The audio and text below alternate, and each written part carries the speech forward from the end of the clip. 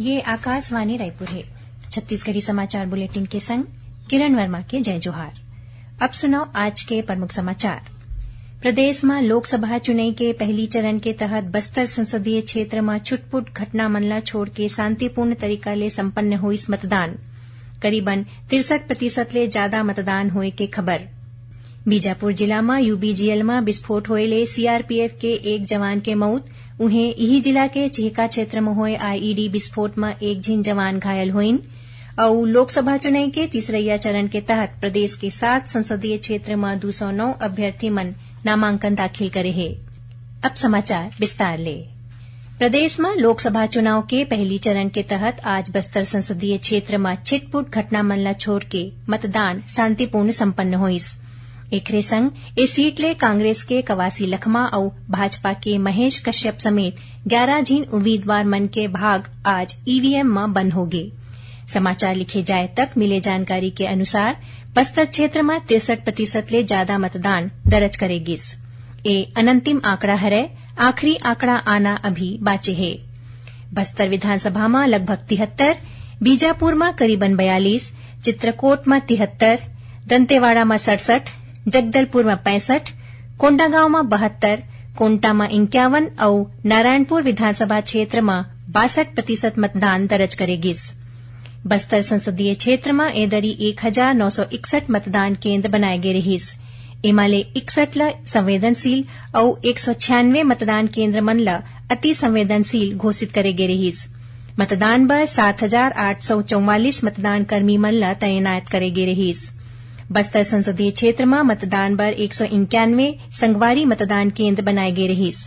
एकर अलावा 8 मतदान केन्द्र के संचालन दिव्यांगजन और 36 केन्द्र के संचालन युवा मंडहाल ले करेगिस। ऐसने 42 आदर्श मतदान केन्द्र घलो बनाए गए रहिस।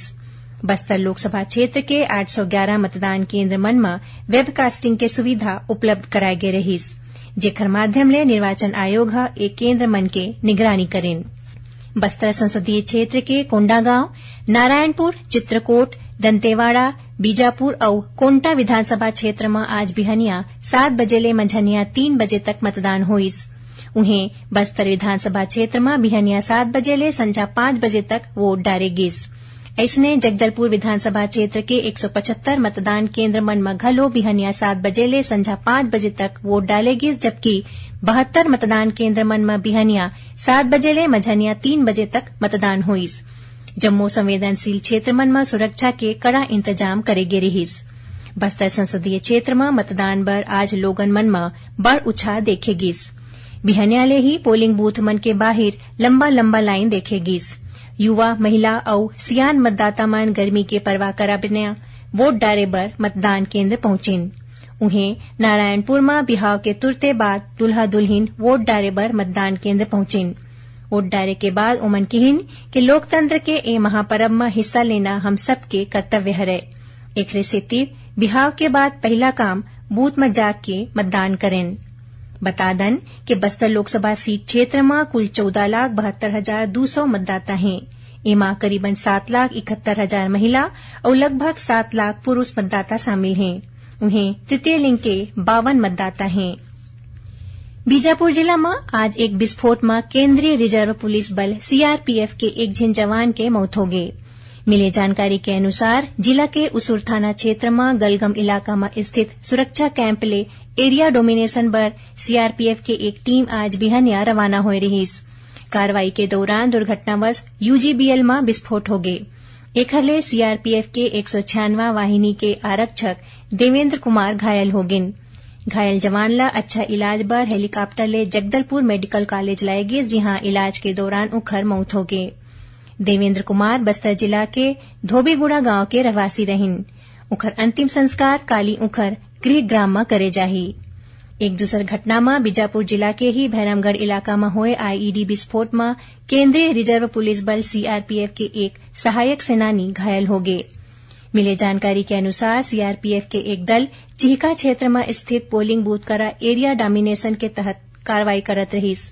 तभी प्रेशर आईईडी में विस्फोट होएले सहायक सेनानी मनु एचसी ल हाथ और गोड़ में चोट आईस। घायल जवान ला प्राथमिक उपचार के बाद बेहतर इलाज बर रायपुर लाए के तैयारी चलत है। छत्तीसगढ़ी समाचार बुलेटिन आप मन आकाशवाणी रायपुर ले सुनत हो। छत्तीसगढ़ के खबर ले है आपके वास्ता और खबर के विश्वसनीयता ले है हमर वास्ता। आकाशवाणी समाचार रायपुर के प्रादेशिक समाचार बुलेटिन के संगे संग हमार समसामयिक कार्यक्रम आप रेडियो के संग अपन मोबाइल में घलो सुन सकत हो। आकाशवाणी समाचार फेसबुक, ट्विटर और यूट्यूब में घलो हावय। हमार फेसबुक पेज हरे Chhattisgarh news on AIR, Twitter handle CGAIR news और हमार यूट्यूब चैनल हरे छत्तीसगढ़ AIR न्यूज। तो अब रेडियो के संगे संग आपके मोबाइल के माध्यम ले हम आप तक पहुंचत हन। छत्तीसगढ़ के हर खबर पर सुनत रहो आकाशवाणी समाचार। अब आगू बढ़बो बाँचे समाचार कोती। लोकसभा चुनाव के तीसरैया चरण के तहत प्रदेश के 7 संसदीय क्षेत्र में 209 अभ्यर्थी मन नामांकन दाखिल करे हैं। राज्य निर्वाचन पदाधिकारी कार्यालय ले मिले जानकारी के अनुसार नामांकन दाखिल करे के आखिरी दिन आज 88 अभ्यर्थी मन नामांकन पत्र जमा करें। सरगुजा लोकसभा क्षेत्र 13, रायगढ़ ले 15, जांजगीर चांपा ले 29 और बिलासपुर लोकसभा क्षेत्र ले 46 उम्मीदवार मन नामांकन पत्र भरिन। उन्हें दुर्ग लोकसभा क्षेत्र ले 27, रायपुर लोकसभा में 45 और कोरबा लोकसभा क्षेत्र में 34 उम्मीदवार मन नामांकन पत्र दाखिल करें। तीसरैया चरण के तहत काली 20 अप्रैल ल नामांकन पत्र के जांच करे जाही। 22 अप्रैल तक उम्मीदवार मन अपन नाम वापिस ले सकी। तीसरैया चरण में 7 मई के वोट डाले जाही। प्रदेश में लोकसभा चुनाव के मद्देनजर लोगन मन ला मतदान करे बर जागरूक करे के सेती बहुत अकन कार्यक्रम राखे जाथे। एकर तहत राजनांदगांव जिला में स्थित कॉन्फ्लुएंस कॉलेज में मतदाता जागरूकता कार्यक्रम के आयोजन करे गिस। कार्यक्रम ला जिला पंचायत CEO और स्वीप के नोडल अधिकारी सुरुचि सिंह कॉलेज के युवा विद्यार्थी मन समेत पूरा स्टाफ ला मतदान के शपथ दिलाइन।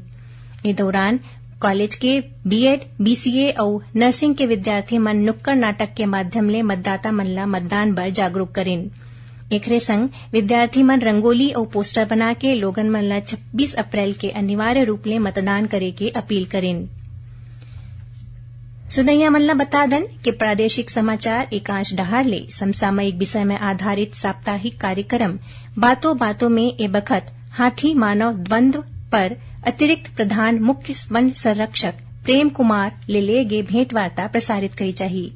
एक प्रसारण आकाशवाणी केंद्र रायपुर डहार ले काली 20 अप्रैल के बिहनिया 10:30 बजे ले करे जाही। इला छत्तीसगढ़ के जम्मू आकाशवाणी केंद्र एक के संग्रह रिले करही। और अब थोरकुन समाचार सारमा। भारतीय जनता पार्टी के वरिष्ठ नेता और उत्तर प्रदेश के मुख्यमंत्री योगी आदित्यनाथ 21 अप्रैल के राजनांदगांव लोकसभा क्षेत्र के डोंगरगांव अंतर्गत ग्राम सागर में चुनावी सभा ला संबोधित करही। राजनांदगांव जिला के छुरिया थाना क्षेत्र में तेज रफ्तार मोटरसाइकिल के अनियंत्रित होकर गिरेले एक युवक के मौत हो गए और 67वां राष्ट्रीय शालेय क्रीड़ा प्रतियोगिता के तहत नेटबॉल स्पर्धा पर मुंगेली जिला के शासकीय विद्यालय मदकू के 2 जिन विद्यार्थी मन के चयन हुए हैं। कृष्णा कुमार कुर्रे और केवरा यादव हरियाणा राज्य के रेवाड़ी में 26 ले 30 अप्रैल तक राखे गए स्पर्धा में भाग ली हैं। आखिर में प्रमुख समाचार एक घाव फेर। प्रदेश में लोकसभा चुनाव के पहली चरण के तहत बस्तर संसदीय क्षेत्र में छुटपुट घटना मन ला छोड़ के शांतिपूर्ण तरीका ले संपन्न हुईस मतदान। करीबन 63% ले ज्यादा मतदान होए के खबर। बीजापुर जिला में UBGL में विस्फोट होए ले CRPF के एक जवान के मौत। उन्हें इही जिला के चेहका क्षेत्र में हुए IED विस्फोट में एक जिन जवान घायल हुईन। और लोकसभा चुनाव के तीसरैया चरण के तहत प्रदेश के 7 संसदीय क्षेत्र में 209 अभ्यर्थी मन नामांकन दाखिल करे हैं। एकरे संग छत्तीसगढ़ी समाचार बुलेटिन इहे सिरावत है। जय जोहार।